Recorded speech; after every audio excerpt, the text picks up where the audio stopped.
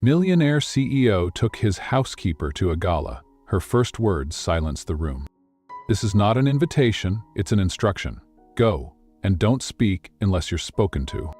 He didn't even look up when he said it. Evelyn stood frozen, her hands still damp from scrubbing the marble shelves in his office. The scent of lemon polish lingered in the air, but it was drowned out by the sting of his words. She was his housekeeper, not a woman, not a person with a voice, just another tool in his spotless empire. And yet, something in her shifted. Tonight, she would walk into that high-rise restaurant, not as a maid, but as a mirror. One that would force him and everyone else at that table to see what they had chosen to ignore. She didn't sleep that night. Not really. Evelyn Carter stood in front of her cracked mirror, hair curled softly at the ends, slipping into a simple navy dress she'd once worn to a cousin's church wedding. It was the nicest thing she owned. There was a whisper of fear in her chest, and a deeper, quieter ache that had lived there for years. The ache of being overlooked. 3 years. That's how long she'd worked for Richard Blake, Atlanta's most untouchable billionaire, a man whose voice could still the air in any room. And she had dusted his silence, folded his control, vacuumed up the echoes of the powerful. He never once asked her how she got here. Not after the divorce. Not after the eviction. Not after the dream of teaching died in that mailbox with the final notice of student loan default. She'd learned to survive by staying quiet, invisible, useful. So when he summoned her with no explanation that morning, dinner, tonight, wear something clean, she thought it was a mistake. But she didn't argue, because something in his voice sounded desperate. And for the first time, Evelyn realized, even billionaires bleed. He'd just bled behind a glass wall no one was allowed to touch. The restaurant glowed with candlelight and tension. Evelyn stood in the doorway, heels stiff from disuse, clutching her small thrift store clutch as Richard glanced over at her. Barely. Not a compliment, not a word. Just let's go. She followed him through the maze of linen-draped tables toward a circle of tailored suits and champagne smiles. "This is Evelyn," he said flatly, barely glancing her way. "She's with me tonight." No last name, no gesture of respect, just a placeholder. She sat at the table's edge, eyes catching the flicker of judgment in a woman's arched brow, the subtle smirk of a man tapping his Rolex. She didn't belong, and they made sure she knew it. They spoke in numbers, margins, projections, language that Evelyn had come to understand through years of background noise. But then, a man with a silver tie and the air of entitlement turned to her. "So, Evelyn," he said, smiling like a fox at the henhouse, "what's it like attending a dinner like this? Bit above your station?" There it was. The test, the trap, the power play. She could have laughed, politely. Looked at her lap. Apologized for breathing. Instead, Evelyn folded her napkin gently and looked straight into his eyes. "Actually," she said softly, "it's fascinating, seeing how numbers control decisions. But I think understanding people might be even more valuable." Silence. Forks paused, eyebrows lifted, a ripple of surprise, and something else moved across the table. Richard's eyes narrowed. He hadn't expected this. "Interesting take," the investor murmured. But Richard? He looked at her like she'd just set fire to his carefully constructed world. He brought her to be invisible, but she had just become unforgettable. And as Evelyn sat straighter, something inside her finally whispered, "This is not the night he planned. This is the night everything changes." Chapter 1. The Dinner Order. She was just supposed to serve, not be seen. The first time Richard Blake ever called her by name was to give her an order. Not a request. It was not even eye contact. Just 4 clipped words tossed over his shoulder as she wiped down his bookshelf, careful not to disturb the framed degrees or antique chess set. "Dinner, 6 o'clock. Dress decent." Evelyn froze, cloth still in hand. It was 11:12 a.m. on a Thursday. She had just finished ironing his ties. The morning sun was streaming through the double-high windows, glinting off polished marble. Blake Tech Tower loomed across the street, a fortress of mirrored glass. Her job was simple: stay invisible, keep the CEO's penthouse clean, never speak unless spoken to. She turned slowly. "I'm sorry, sir. I'm not sure I understand." He glanced up from his tablet with the kind of look that could ice over boiling water. "Business dinner. Midtown. Investors. My usual +1 canceled." "You'll do." She blinked. "You want me to attend?" "I want you to sit, smile, nod, and say nothing," he replied, his tone sharp. "You're not there to be interesting, Evelyn. You're there to be quiet."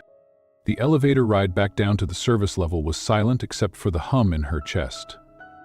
She held the cloth tighter.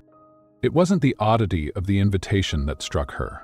It was the certainty with which he assumed she'd obey, like she was just another polished surface in his perfect world. Evelyn Carter hadn't always been quiet.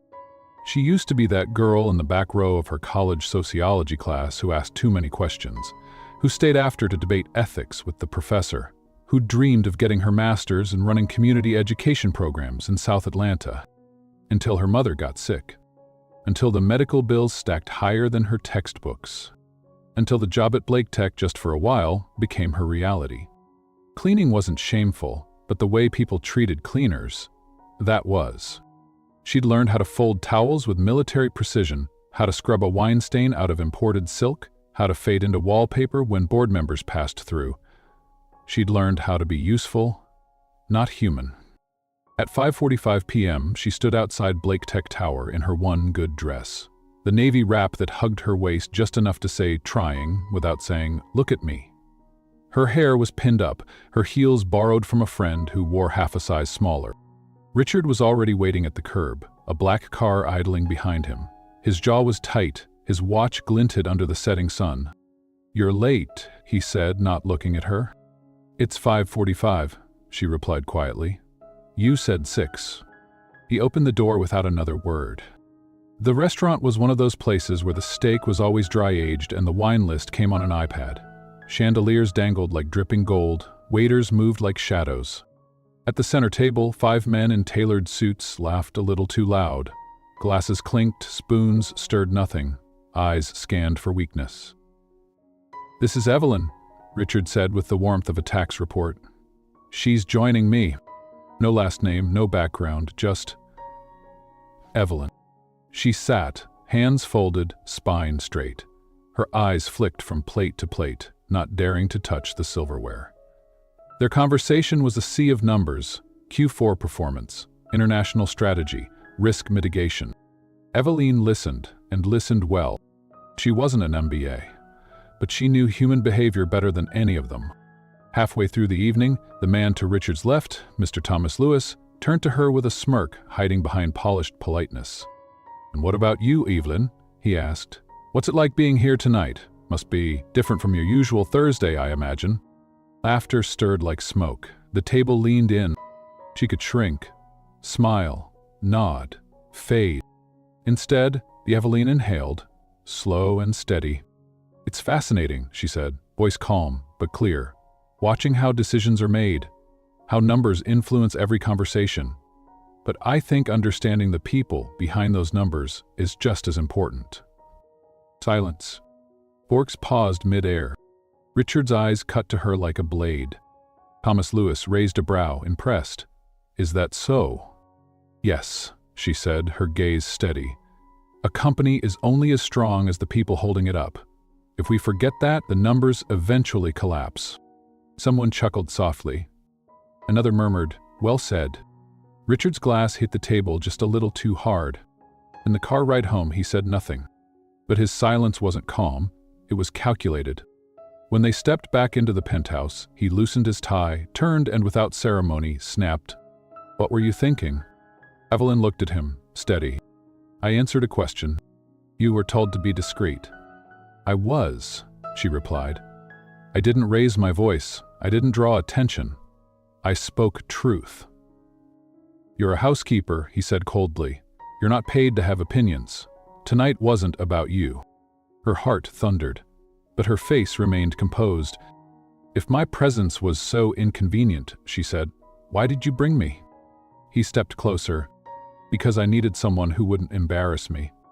You mean someone who wouldn't be seen at all? He didn't answer. Just stared. Then, you're fired. Evelyn didn't cry. She didn't beg. She didn't even flinch. She just nodded, walked into the staff hallway, collected her things, a canvas tote, a Tupperware with leftover lentil soup, and a scarf her mom had knit before she passed. She didn't look back. Because for the first time in 3 years, she finally felt free. The next morning, her phone rang at 8:17 a.m. Unknown number. Miss Carter, the voice said, this is Thomas Lewis from the dinner. I hope you don't mind me calling. I'd like to offer you a position. Something more fitting. Evelyn blinked. I saw something in you, he continued. Something that doesn't belong in a mop bucket. I need someone who sees people, not just spreadsheets. Evelyn sat down slowly, the world tilting. I'd be honored, she said. And as she hung up, she smiled. Because she'd lost a job, but she'd just gained something far greater. A seat at the table. Evelyn is ordered to attend the dinner. Tension builds through humiliation and class contrast. She speaks boldly at the table against instruction. Fired for asserting herself, but secretly admired. New path opens the very next morning. You're not paid to have opinions. Then why did you bring me? The moment Evelyn finds her voice and keeps her dignity. How many women have been told to stay silent when they were the only ones in the room who saw the truth? Chapter 2. The Aftermath. She left the mansion as a maid, but walked into the next morning as something more. The elevator hummed as it descended 50 floors. Evelyn stood in the corner, arms wrapped around her tote bag, Richard's final words still echoing in her chest like a gavel. You're fired. The steel walls reflected her face in fragments. Tired eyes, smudged mascara, a mouth held in a line too tight to break. She should have been numb. But the strange thing was, she felt alive. Not safe, not certain, but awake. Her apartment in the West End was small, a one-bedroom carved out of a creaky aging brownstone, the kind where the radiator groaned like an old man in the winter. She sank onto the couch, coat still on. The dress she'd worn to the dinner hung over a chair, a loose thread unraveling at the seam. Her heels lay by the door like soldiers who'd marched too far. Her phone buzzed, a message from her cousin. You okay? Heard rumors from the Blakes' staff. Something happened? Evelyn stared at the screen. No one ever asked if she was okay when she was scrubbing toilets. She woke early the next morning, out of habit more than necessity. For the first time in years, she didn't have a uniform to put on. She made coffee, the cheap kind in a tin from the corner store, and stood barefoot in the kitchen, looking out over the cracked parking lot behind her building. That's when the call came. She didn't recognize the number, but something in her gut told her to answer. Mr. Carter, the man asked. This is Thomas Lewis, from last night. Her breath caught. I hope you don't mind me calling, he continued, his voice warm but measured. I'm not one to let talent walk out the door unrecognized. Evelyn said nothing. I'd like to offer you a position, he said, at my firm, Strategic Development. We need someone who understands people and who's not afraid to speak the truth in a room full of suits. She sat down slowly on the armrest of the couch. I don't have a business degree, she said. Good, he replied. That means you haven't been trained to ignore your instincts. Her hands trembled slightly. When can you start? By Monday, she was walking through the glass doors of Lewis Equity Partners, heels clicking on the marble floor, heart hammering in her chest. Gone was the uniform. Gone was the silence. She wore a blouse she borrowed from her neighbor, pressed slacks, and a new shade of lipstick she wasn't sure she could pull off. The receptionist greeted her like she mattered. Her ID badge read, Evelyn Carter, Strategic Associate. Not housekeeper, maid, background noise. Evelyn Carter. The office was warm, flooded with natural light, the air alive with quiet urgency. Thomas met her at the elevator, a folder in hand and a smile that didn't feel performative. I trust you'll learn fast, he said. I always have, she replied. He gave her a look of approval and motioned for her to follow. That week, Evelyn sat in meetings she once could only overhear through a vacuum hum. She studied, took notes, asked thoughtful questions. She listened like her life depended on it. Because in some ways, it did. And she realized something no one at Blake Tech ever told her. She wasn't behind. She was just unseen. Now, every word she spoke landed like a stone in water. Not loud, but impossible to ignore.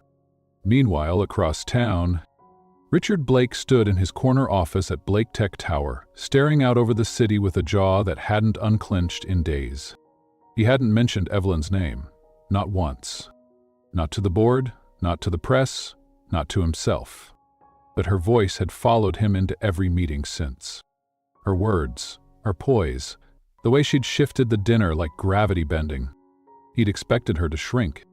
Instead, she grew, right there at his side, until the only person made small was him. "You're distracted," his CFO Adrian said during their Friday debrief. "Everything okay?" Richard barely nodded.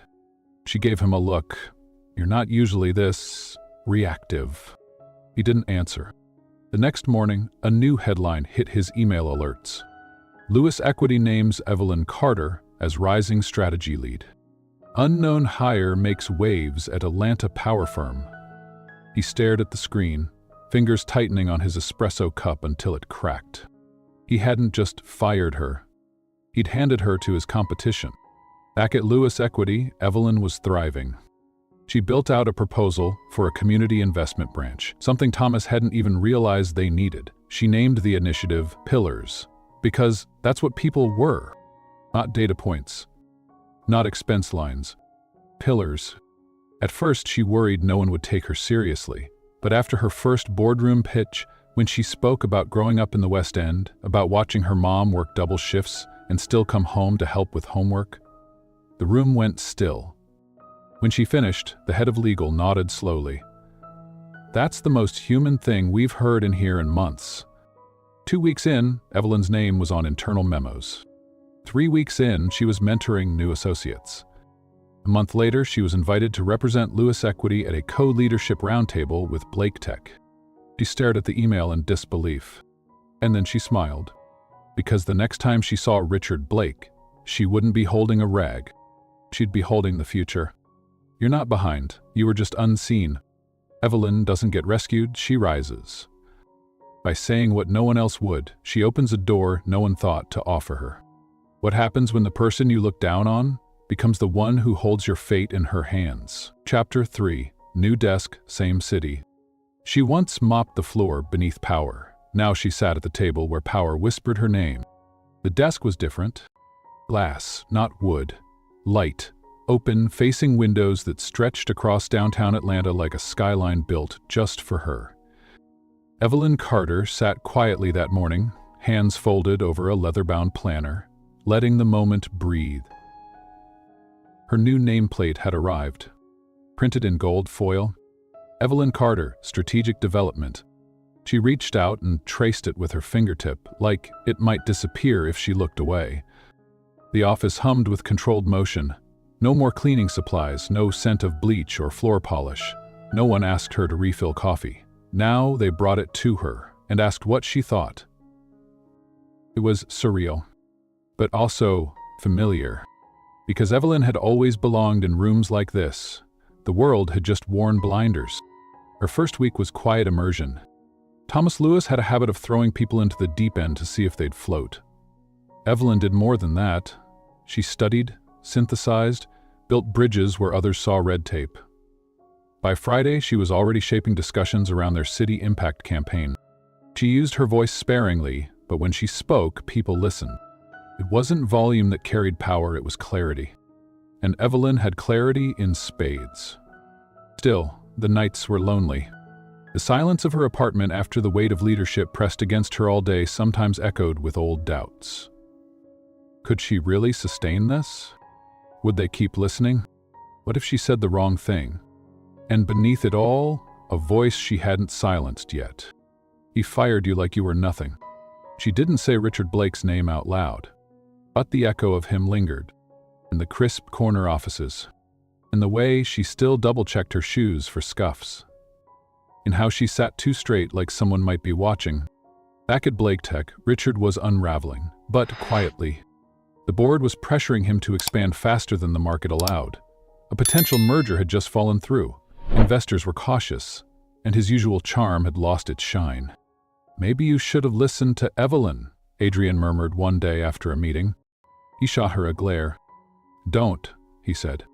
But he did. Every night. Evelyn was asked to prepare Lewis Equity's proposal for a community-forward investment program. It would be pitched at the Tricorp Leadership Roundtable, a quarterly event between Atlanta's most powerful CEOs. That included Blake Tech. That included Richard. Her hands went still as she read the email. For a moment, her stomach twisted. She could say no. She could let someone else take the spotlight. But then she thought of all the times she was told to be quiet, to disappear. No more shrinking. She replied, "Happy to present." The night before the roundtable, Evelyn couldn't sleep. She laid her notes across the floor, each line like a thread weaving together something she could believe in. Numbers, yes, but heart too. She included a case study of a West End single mother helped by one of Lewis Equity's job reintegration programs. "She matters," Evelyn whispered to herself. "They all do." It wasn't just a pitch. It was a mirror held up to everything she'd once cleaned around. The morning of the event, she walked into the venue in a slate-gray pantsuit and a pair of heels that felt like armor. Her hair was pulled back, her shoulders square. Thomas met her near the entry and simply said, "Ready?" She nodded once. "Yeah." Richard was already in the room. Surrounded by executives, arms crossed, jaw set. He didn't see her at first. But the moment he did, something flickered in him. Surprise? Guilt? Recognition? She didn't flinch. She walked past him and took her seat near the front. When their eyes met, she didn't look away. She didn't have to. During her presentation, Evelyn spoke without notes. She told stories, backed them with data, and ended with a quote from her mother. "You don't have to be rich to build something that lasts. Just help with as much as you can. We can't do this alone." The villagers couldn't help but if you got thrown into the city. The room was silent for a beat, and then came the applause. Not polite, not obligatory, earned. When she sat down, Thomas leaned toward her. "You just made Blake Tech look like they're playing catch-up." After the event, Richard approached her in the hallway. There was a stiffness in his walk, like he wasn't sure how to carry the weight of what he'd lost. "You." She turned, cool and composed. "Mr. Blake." His mouth twitched at the formality. "The office for the authors." "I didn't know you'd be here." She smiled slightly. "That's how you preferred it last time, isn't it?" He flinched. A pause. Then, "You did well in there." "Thank you," she said, steady. "I meant every word." He nodded once. Then, softer. "You look different." "No," she replied. "I just stopped hiding." "No, I just stopped hiding." Evelyn reclaims her space, not by revenge, but by radiating confidence Richard no longer holds power over. What would happen if the person you tried to erase walked into your world and made it better than you ever could? Chapter 4. The Table Turns. Bells once gave her orders across a desk. Now she sat across from him, and he couldn't look away. It happened on a Thursday. Evelyn had just returned from a site visit in Decatur, a youth tech program Lewis Equity was backing, when her phone buzzed with a calendar invite. Joint Leadership Council meeting, Blake Tech plus Lewis Equity, 3:00 p.m., Friday. She stared at the screen, heart skipping a beat. Attached was a single line from Thomas. "Be ready. Our acquisition bid is going through. We now own 38% of Blake Tech's public stock." Evelyn exhaled slowly. She knew it was coming. But knowing doesn't always soften the moment. She was going back. Not as a maid, not as a shadow, but as a decision-maker. Friday arrived fast. The boardroom at Blake Tech felt colder than she remembered. All black glass, chrome accents, and the quiet hum of legacy being rewritten. Executives shuffled in. Legal teams, advisors, and finally Blake himself. Richard entered the room like a man walking into his own funeral. Shoulders stiff, expression carved from stone. But even that stone cracked for a moment when he saw her. Evelyn was already seated at the long obsidian table, reviewing briefing notes. Her hair was tucked neatly behind one ear, her suit sharp, her presence quieter than ever, and yet more commanding than anyone else in the room. She didn't look up, not right away, but when she did, her eyes found his. Calm, clear, unapologetic. Thomas opened the meeting. "Let's be clear," he said, his voice filling the room. "This isn't a takeover, it's a course correction. Blake Tech has potential, but it needs vision that includes more than just quarterly growth." There was silence, then nods. Richard's face stayed unreadable, but his fingers tapped once, a small tell. "Miss Carter," Thomas said, "walk us through the proposed social impact model." Evelyn stood, not hurried, not theatrical, just grounded. She clicked the remote. The screen behind her lit up. As she spoke, she didn't mention numbers first. She told a story of a woman named Janice from South Atlanta, a single mother who used to clean hotel rooms, now training in cybersecurity thanks to a Lewis-backed initiative. And she made it clear, this wasn't about optics. It was about rehumanizing the very structures companies were built on. When she finished, no one spoke. Until Richard did. Slowly, controlled. "You're suggesting we shift millions of dollars from our tech fund to community reinvestment?" "Yes," she said, meeting his gaze. "I'm suggesting you remember who built your empire." He leaned back, the air between them thick with unspoken memory. "You think heart is more valuable than margin?" "I think you've forgotten they're not separate things," she replied, voice steady. "People don't trust brands. They trust humans, and right now, your company has neither." That landed like thunder in a glass room. But Evelyn didn't flinch. After the meeting, the room cleared slowly, board members whispering, assistants collecting files. Only Evelyn and Richard remained. He stood by the window, arms crossed, back to her. "Did you enjoy that?" he asked, his tone sharp. Evelyn collected her papers. "No, but I meant every word." He turned then, something raw in his eyes. "You really think I don't care about people?" "I think," she said, gently, "you stopped seeing them a long time ago." He stepped closer, the space between them charged. "And what about you, Evelyn? You think just because you're sitting at the table now, you're above me?" He smiled softly. "No," she said. "I'm just not beneath you anymore." He didn't answer. She left him standing there, not out of pride, but because she had nothing left to prove. "I'm not beneath you anymore." This is Evelyn's power reversal moment, not in arrogance, but in truth. The man who once ordered her to be silent now must listen. Or fall. What happens when the person you discarded becomes the voice your company and your life depends on? Chapter 5. What leadership isn't. Hal led with fear, she led with fire, but only one would survive the storm. The boardroom was silent except for the rain tapping against the windows. Outside, Atlanta was wrapped in a late winter storm, cold wind slapping against the high-rise glass like it wanted in. Inside, the storm was already here. Evelyn stood by the projector, finalizing her second proposal draft, Blake Tech's social division restructure. A program that could repair what Richard's strategies had quietly broken. Their community trust, their employee morale, their future. She had facts. She had stories.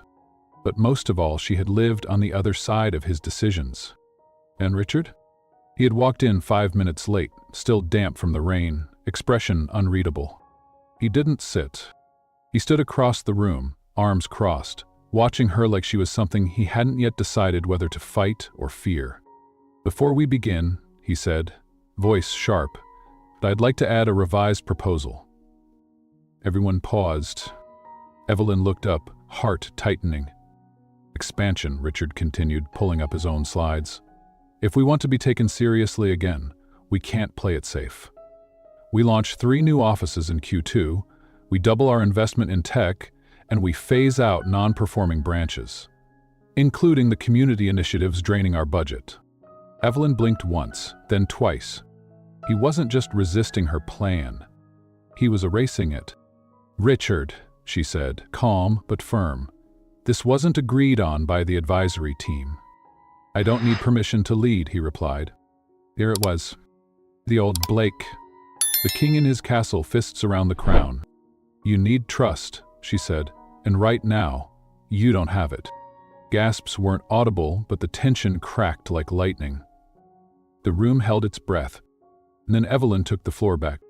"No one here is against growth," she said, "but we're not in a race to inflate your ego. We're trying to rebuild something real, for the people working 12-hour shifts, for the communities that have been your brand's backbone, for sustainability, not just velocity."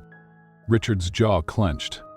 "You're romanticizing business, and you're mistaking numbers for leadership," she shot back. I paused, and then softly, "You know what leadership isn't, Richard? It isn't being feared. It isn't signing deals in silence. It isn't firing someone because they made you uncomfortable." That one landed like glass against pavement. The board chair, Mr. Haynes, leaned forward. "I propose we adjourn for today. Let both parties submit revisions, jointly. No unilateral moves." Evelyn nodded. Richard didn't. Again, he didn't argue either, because in that moment, something shifted behind his eyes. Not surrender, but recognition. She wasn't the housekeeper anymore. She was the one who might save his empire. Later that evening, Evelyn stood by the large office window alone, watching the streetlights flicker below. Her phone buzzed. "Richard Blake, we need to talk. Now." She met him in the rooftop conference room, the same one he once refused to let her enter unless she was cleaning it. He was already there, hands in pockets, hair disheveled, tie loose. For once he looked less like a CEO and more like a man standing on the edge of something he couldn't name. "I didn't come here to fight," he said. "Then don't," she replied. "Start listening." "I'm trying," he said after a long silence. "I just don't know how to lead any other way." She turned to him, quieter now. "Then it's time to learn." His voice cracked a little. "You make it look easy." She shook her head. "It's not. I've had to lead from behind for years. Clean your messes, keep your secrets, endure your silence. That's harder than any boardroom pitch." His face softened. "I didn't know you felt all that. You never asked." He nodded slowly. "I'm asking now." They stood there, eye to eye for the first time. No desks. No roles. Just memory. Mistake. And the space in between. "You never asked. I'm asking now." This is not forgiveness, this is awareness. The first crack in Richard's armor and the beginning of his slow, reluctant rebirth. What kind of leader would you become if someone finally showed you what leadership should have looked like all along? Chapter 6. The Quiet Collapse. Sometimes a man has to lose everything just to hear what she was saying all along. The morning after their rooftop conversation, Evelyn felt hopeful. Not light, not healed, but seen. Richard hadn't apologized, not in words, but the look in his eyes had said what his lips couldn't. "I was wrong, and I don't know how to fix it." For Elaine, that mattered. She walked into Lewis Equity that morning and told Thomas, "I think he's starting to get it." Thomas looked skeptical. "Don't confuse remorse with reform." She didn't respond, because somewhere deep down, she feared he was right. Across town, Richard sat alone in his penthouse, the same one Evelyn had once cleaned every Wednesday morning like clockwork. Now it felt empty. He watched the news on mute, a report about a Blake Tech delay in rolling out their new software suite. Stocks were flat, the board wanted action, the media wanted blood. He needed a win. He needed something fast. So when the message came through from an old contact, a private equity investor named Clay Monroe offering a $40 million 0-cents cash infusion in exchange for a minor influence over Blake Tech's new social impact division, Richard didn't hesitate. No paperwork had been filed yet. The ink on Evelyn's proposal wasn't dry. And the board didn't know. But Clay had money, connections, and the promise of letting Richard keep control. They met that same afternoon, in a corner booth at an upscale cigar lounge. The kind of place where deals were made over ego and bourbon, not values and vision. "I believe in visibility," Clay said, sipping slow. "Your brand is floundering because it's listening too much to soft voices. You want to save it? Get louder." Richard nodded, and in 2 hours he signed. The deal was done, and he didn't tell Evelyn. She found out 48 hours later. The email came from legal. Subject line, urgent, partnership terms with C. Monroe Capital. Evelyn clicked. Read. Reread. Then froze. Her vision blurred, her hands trembled. Richard had made a move that directly endangered the core of her entire proposal, the social project division. Her life's work now partially belonged to a man who viewed empathy as a weakness. She didn't cry. She grabbed her coat and marched straight to Blake Tech. He was on a video call when she stormed into his office. His assistant tried to stop her. She didn't even pause. When Richard saw her, he knew. "You signed behind my back," she said, voice low, controlled. He stood slowly, hands out as if calming a storm. Evelyn said, "No," she said, "don't patronize me." He swallowed hard. "I needed the capital, you know that." "You didn't need his capital. You wanted control, and you traded everything we've built for it." It was a calculated risk. She laughed, bitter, quiet. "You really think leadership is just numbers on a spreadsheet?" He stepped closer, eyes pleading. "I'm trying to keep us afloat." "You're trying to keep you afloat," she snapped, "but you're drowning the rest of us in the process." There was a silence so thick it pressed into the walls. "I believed in you," she said finally, "but you still don't understand what we're trying to build." "I'm not like you," he whispered. "No," she said, turning for the door. "You're not." By the time the board met 2 days later, the fallout had already begun. The Monroe deal sent ripples through the press. Critics slammed Blake Tech for compromising the very initiative they'd promised would change the corporate landscape. Employees began protesting internally. And Evelyn? She didn't speak during the meeting. Until Mr. Haynes, the board chair, looked her way. "Miss Carter?" She stood slowly. "In my opinion," she said, "this contract has compromised not just our structure, but our soul." The board nodded. Haynes turned to Richard. "Your authority is suspended pending review." Later that night, Richard sat alone in his penthouse. No emails. No visitors. Just silence. The same silence Evelyn once worked inside, unnoticed. Now she was the silence. And it was deafening. "I believed in you, but you still don't understand what we're trying to build." This chapter shatters Richard's illusion of progress, revealing he's still led by fear and ego.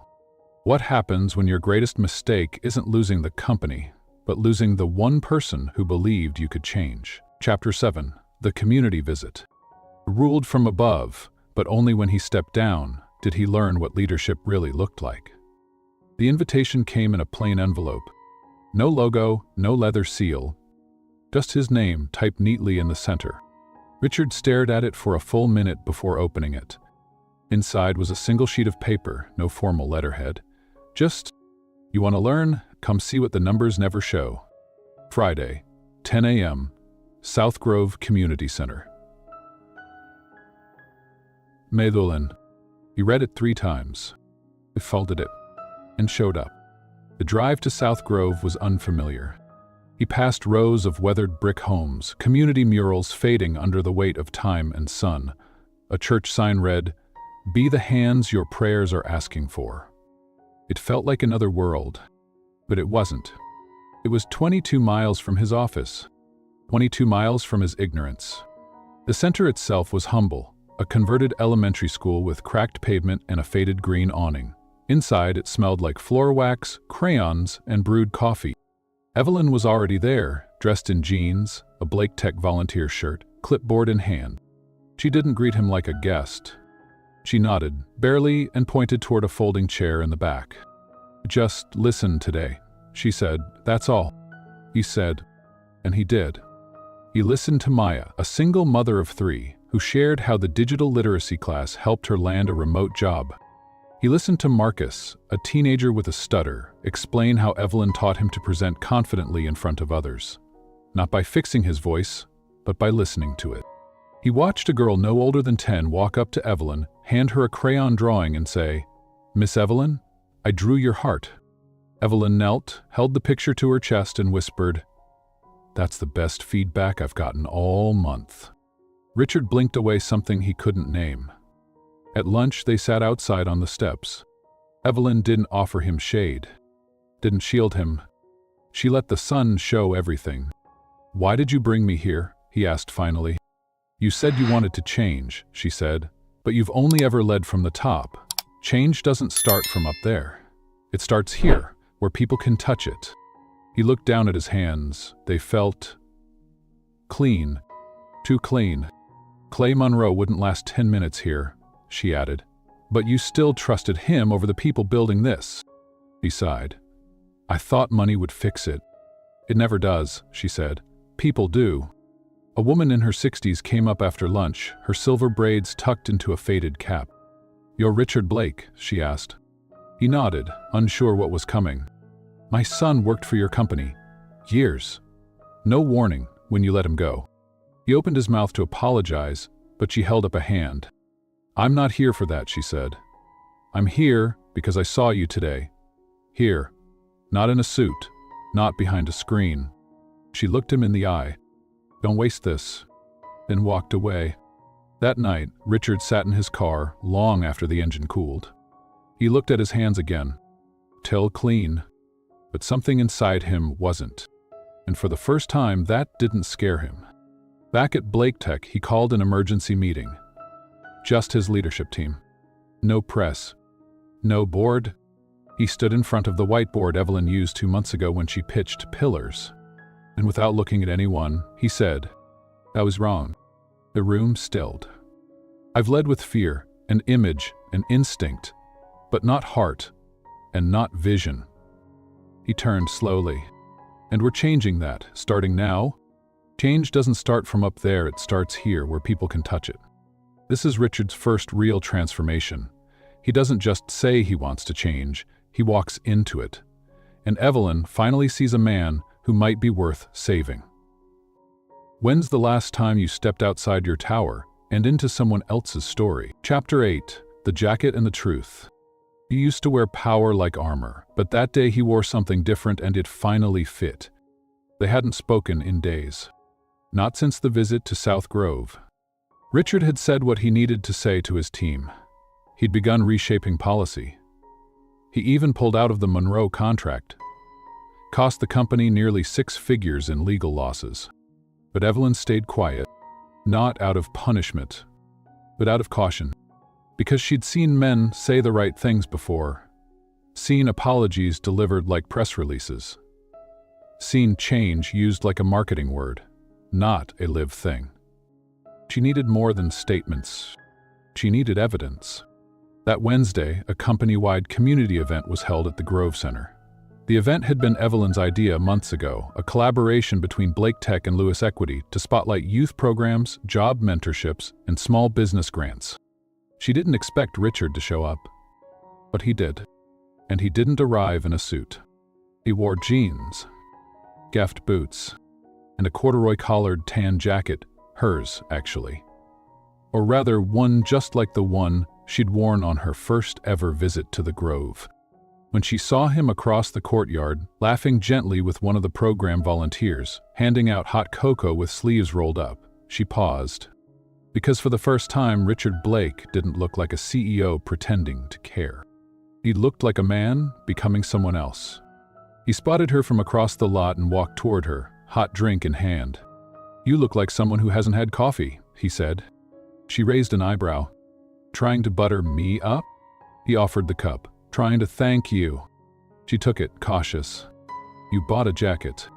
He looked down, self-conscious. "I figured the Armani suits weren't exactly winning hearts." "Or votes," she murmured. He chuckled.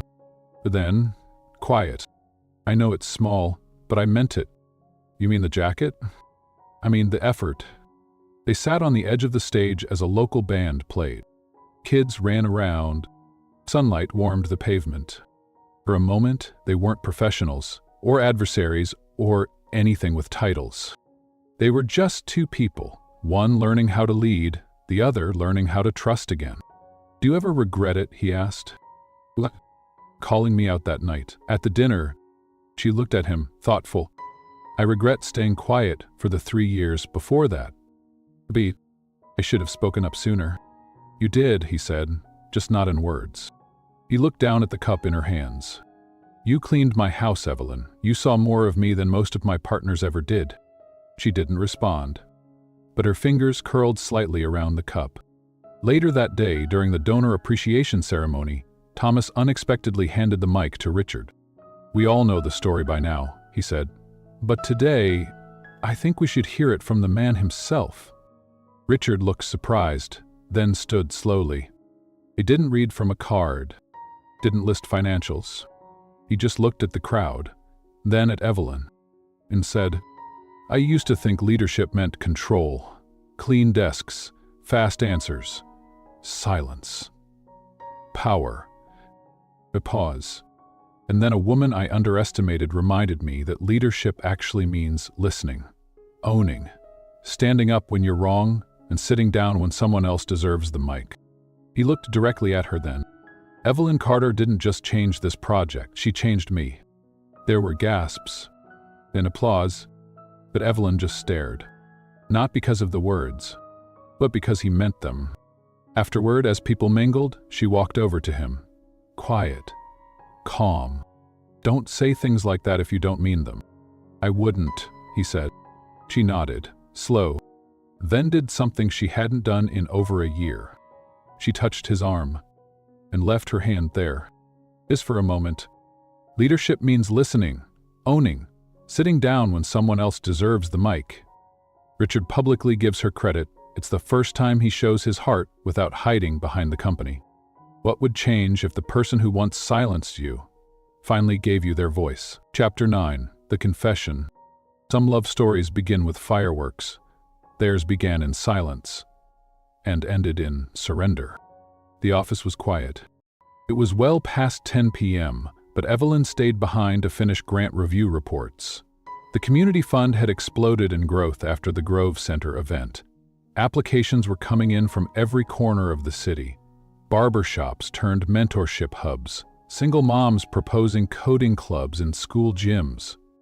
She read each one like a prayer, like a promise, like proof. She was so deep into her work she didn't notice the light flick on in the hallway until his shadow appeared across the glass. Richard, hair tousled, shirt sleeves rolled, tie gone. Just him. Not CEO Richard. Just Richard. "I thought you left," she said softly, closing her file. "I did, then turned around halfway home." She looked at him, quiet, expectant. He ran a hand through his hair. "I couldn't stop thinking. Both. You, this, all of it." He stepped in, gently shutting the door behind him. The sound felt final, like the start of something neither could take back. "Evan," he said. She looked up. And for once, he didn't perform. He didn't pitch. He didn't defend. He spoke. "I didn't know what love was," he said, voice raw. "I thought it was ownership, or rescue, or convenience, but it's not." He moved closer, one slow step at a time. "It's letting someone see you, really see you, even the parts that you built walls around." Her breath caught. He was trembling, and suddenly so was she. "I'm in love with you," Richard whispered. "I've been in love with you since the night you looked me in the eye and said the thing I didn't have the courage to face. I wanted to hate you for it," he added, voice cracking. "But the truth is, you saved me." Silence. The kind that presses against the skin and doesn't let go.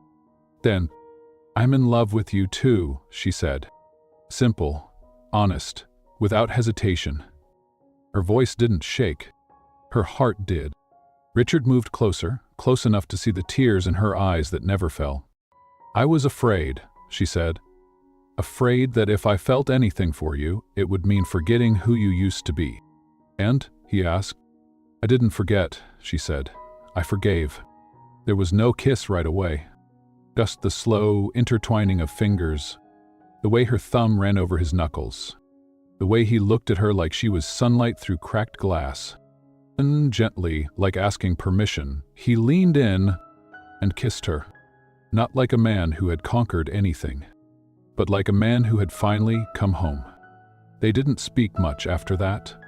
They sat on the floor, backs against the couch, papers scattered around them. He told her about his father, about the pressure, the coldness. She told him about student loans, her mother's illness, and the night she cried in the laundry room after he told her she didn't deserve an opinion. They didn't hide anything. They just stopped pretending. Before they left, she turned to him at the door.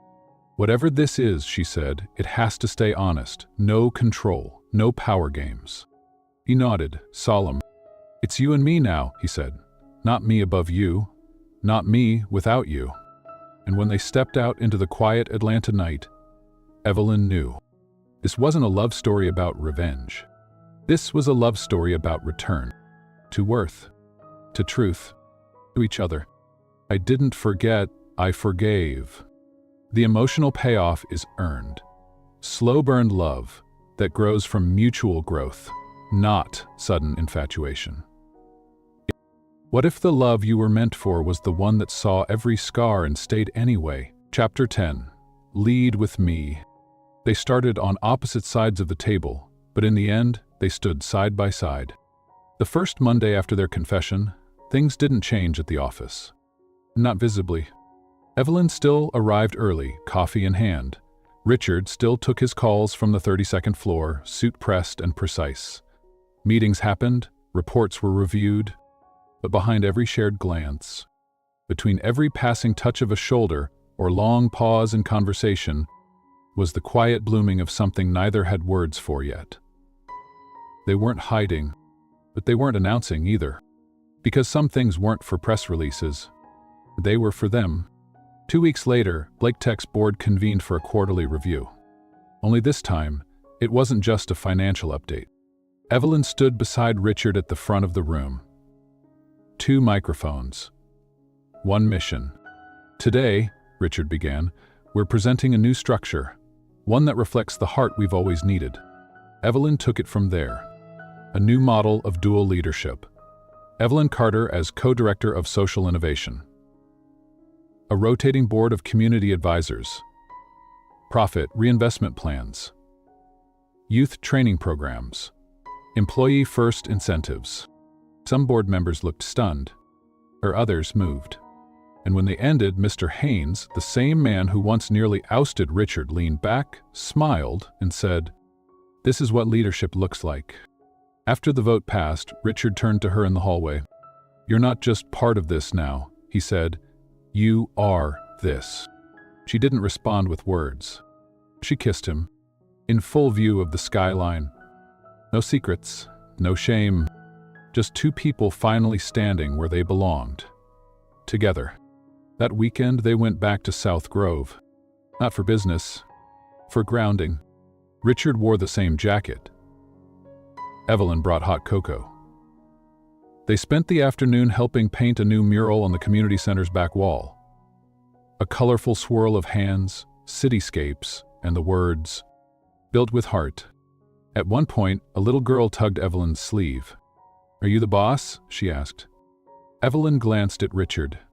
He smiled. She smiled too. "No," she said, "we both are." That night, they sat on Evelyn's apartment balcony, blanket draped over their legs, a quiet breeze weaving through the city sounds. Richard looked at her, bare-faced, eyes glowing in the low light, and whispered, "I've built companies, but nothing like this." She tilted her head. "Like what?" "A life I want to come home to." He reached into his coat and pulled out a small velvet box. No fanfare, no flash. Just truth. Inside was a simple ring. Silver, elegant, understated, like her. He looked nervous for the first time in months. "Lead with me," he said. She covered her mouth, breath trembling, then nodded. Yes. Not because it was perfect, but because it was real. Lead with me. Not a question, not a command, an invitation, the ultimate reversal. From power to partnership. What if true love wasn't about being saved, but about being invited to build something better, together. The quietest vow. Matt once told her to stay silent. Now, every word she said led them forward. They didn't have a cathedral wedding. They didn't send gold-trimmed invitations or walk down an aisle lined with socialites. They got married on the rooftop of the Grove Center, surrounded by the same people who once wondered if Richard Blake even knew their names. The mural Evelyn helped paint stood behind them like a quiet witness. Built with heart, there were folding chairs, children running between rows. A toddler spilled juice on Richard's shoe, and Evelyn laughed, not because it was elegant, but because it was theirs. Her vows were quiet. I once thought love meant waiting for someone to notice you.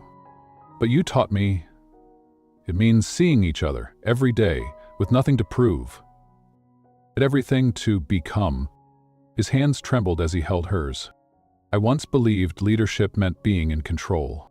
But you showed me that love, real love, means letting go and choosing someone else's heart as your direction. When they kissed, no cameras flashed, but an old woman in the front row wiped away tears. And somewhere in the back, a teenager whispered to her friend. She used to clean his house.